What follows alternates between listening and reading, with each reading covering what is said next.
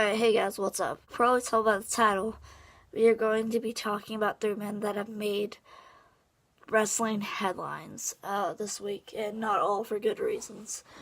Well, two of them at least. Yes, we're going to be talking about Rick, Sammy, and Kevin. Let's start off with Rick. If anybody saw his 30 for 30, I did. I was watching it instead of 205 Live and SmackDown, I think. I don't remember what day it was, but my opinion on that is I thought it was very intriguing and interesting and very emotional.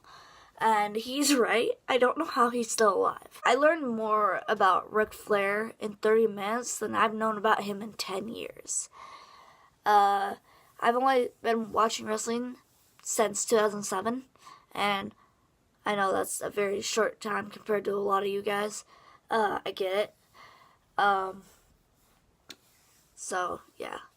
But I don't know how he's still functioning with that much drinking over the time that he's been alive, and that 10,000 supposed women he, how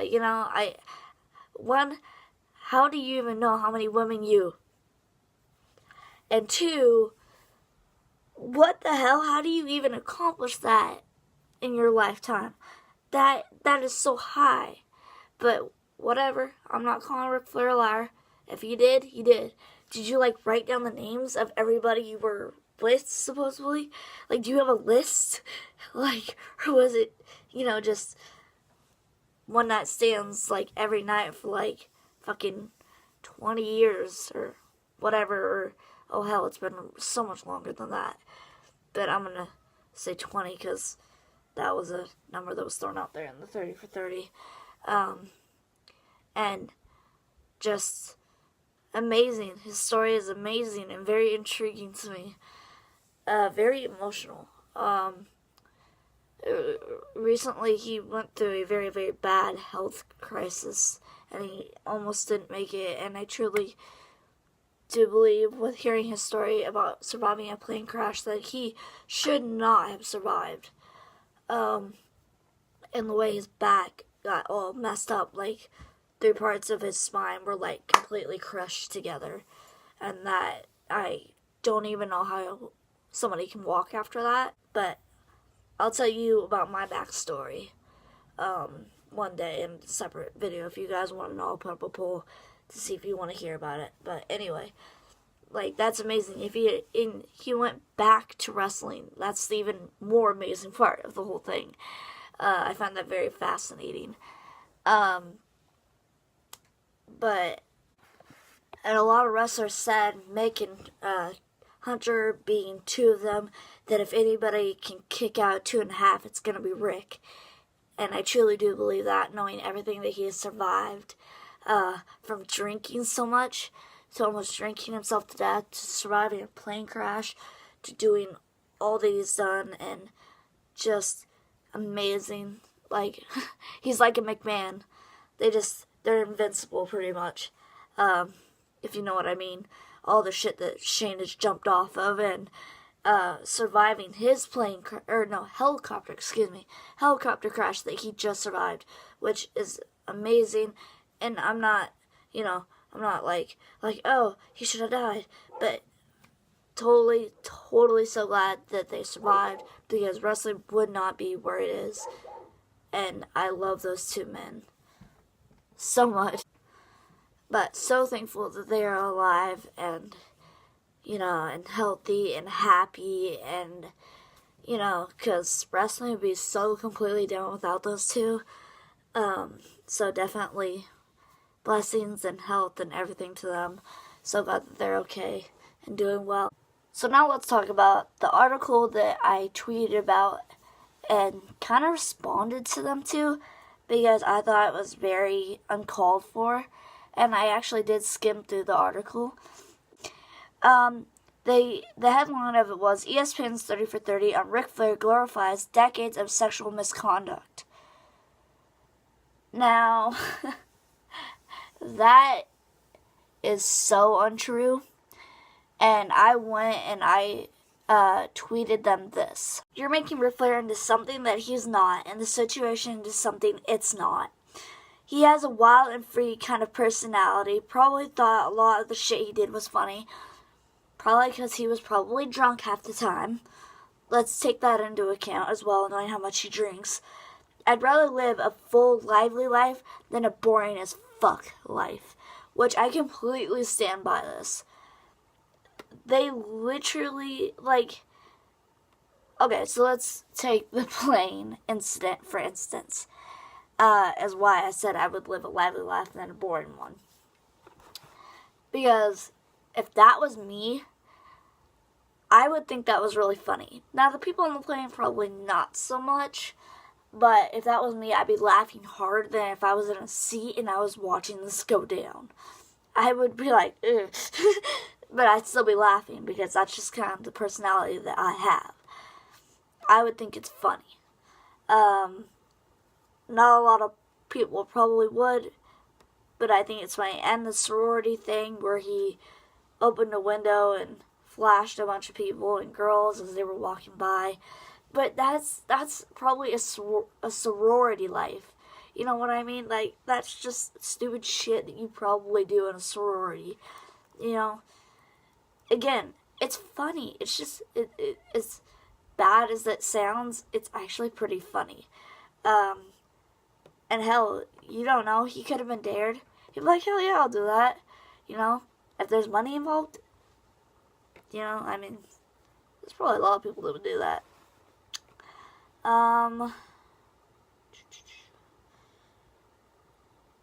They go as far as saying it glorifies his worst behavior, which it doesn't. It doesn't glorify shit. It's telling a story of his lifetime and what happened throughout his whole career. Like, Richard Flair, I think Sean's the one that said it, is a myth. Like, he doesn't like being Richard Flair. And he probably is only Richard Flair when he has to sign an official document. Other than that, he is Ric Flair. That is who Rick is. That's who Rick has always been. Granted, he may have not been the best father or husband, but I know he freaking loves his kids. And that is obvious. He lives for his children. And not just because Charlotte's in wrestling. That has nothing to do with it. I watched an interview of the same interview of Mick and Hunter and them talking, and he called them every freaking day. He's not a bad dad. I don't understand who the hell wrote this article. It's so stupid. And it says, while the film basically opens with an animation of him pulling out in front of smiling women. If these women are smiling, what's wrong with that? Because they're obviously enjoying it, so what's so bad about that? What else? Now, I can get him getting kicked out of a place for being wild and inappropriate, because I literally just watched the video on it. I'm not sure. He got kicked out of some bar he was probably pretty drunk, and he said something really bad to the bartender, and they asked him to leave, and then he talked to the manager, and she's like, yeah, you need to leave. And I kind of take the bar side because he was probably pretty heavily drunk, and you shouldn't treat people like that. Rick left WCW and then came to WWE. He was like a shell of himself. And I read this tweet about Hunter, and they literally said that Hunter is the hero that Gotham doesn't deserve. Let that sink in for a second. If you really think about what Paul Levesque does in this company, and yeah, I just use his real name. That's his real name. He is the COO. He deals with a lot. He does people's careers. He deals with talent. He runs NXT. He comes to the Performance Center. And he also goes to the headquarters up in WWE. and does his office job. He travels for live events, or televised events. I mean, I don't know if he does live events. I think it's really cool that the story behind Evolution is to get Rick back to being Ric Flair, because he was a shell of himself. And I watched a clip that they showed on the 30 for 30, and I've never seen Rick like that. He was literally just standing there while Hunter talked on the mic like this. And that's not the Rick that I know. And the whole idea behind Evolution was to get Rick to be Rick again. And Hunter was the one that came up with that. And Vince is the one that let it happen, thankfully. And Rick liked the idea. But when you really do think about it, and Hunter is such a good man, and he does so much for this company, and all he wants to do is see this company get bigger and better, and he is such a great friend. He literally, Rick almost drank himself to death after he died, and that's heartbreaking. Like a good friend that any good friend would be, he called him on the phone and says, I will come down to your house, whoop your ass if you don't stop. And Rick stopped, thankfully. And I know that because I've been through that situation. Any good friend would do that. And literally, when you really do think about it, Hunter is the hero in WWE that we do not deserve. That man is too good for us. From everything that he does to everything that he strives for WWE to be bigger, badder, and better than ever. Trying to top what yesterday was to what next week will be. Just trying to make it overall all better. And for the next generation to be so much better. And to be the best friend that a guy could ask for. I mean, not only, I don't know how many lives that he's saved, but I can just imagine. But his best friends, Rick and Shawn, literally helped save their lives. From everything they did for Shawn to everything he's done for Rick, and that's awesome. I love that Hunter did that. And that's amazing. And I couldn't thank him enough, because imagine if they weren't alive. Imagine wrestling without Ric Flair and Shawn Michaels. I don't even want to think about it. It makes me want to cry. And it's not even that. And because of Hunter and so many other people and Shawn and Rick's friends, today, their wives have a husband. And their kids have a father. Could you imagine how heartbroken they would be if they weren't with us anymore? That's sad. Their kids would grow up without a father. Think about that. How heartbreaking is that? That's a good friend. A good friend that keeps you in check. It's hard to put into words. It's hard to find the words to say about Hunter and how thankful you are. And I'm not good with words.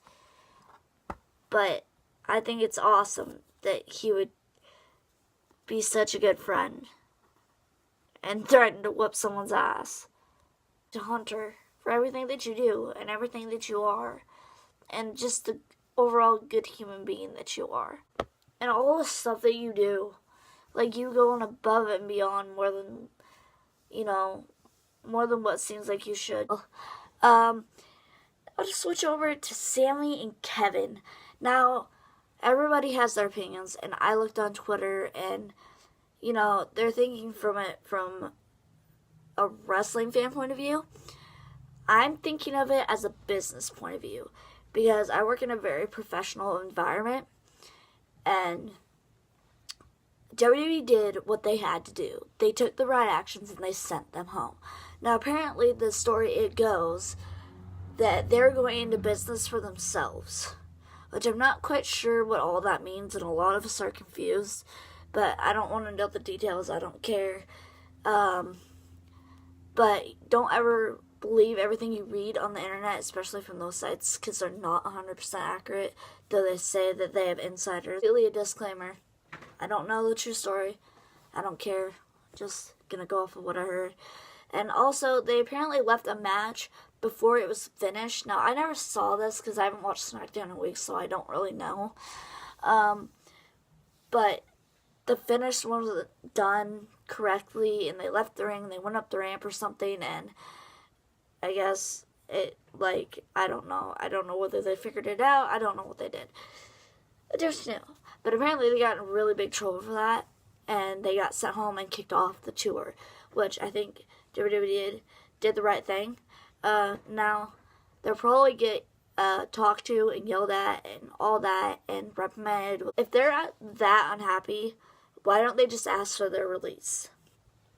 I'll go into it in a minute about what I mean by the business standpoint that I'm looking at. But I can imagine it can be pretty hard to get out of a multi-year $1 million contract. It can't be easy. There's probably going to be a lot of negotiating if they do leave. And it'll probably be some time.